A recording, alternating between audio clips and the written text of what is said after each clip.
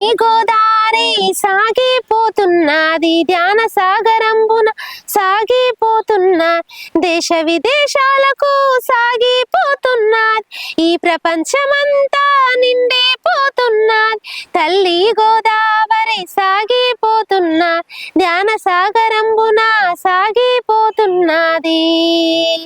నిరుపేదలైనా ధనవంతులైనా కుల మతమేదైనా జాతి ఏదైనా చిన్నవారలైనా పెద్దవారలైనా శ్వాస మీద ధ్యాసతో చెయ్యాలి ధ్యానం, ఇదే సత్యమంటూ ఇదే వేదమంటూ బోధిస్తుందండి మన పిరమిడ్ ధ్యానం.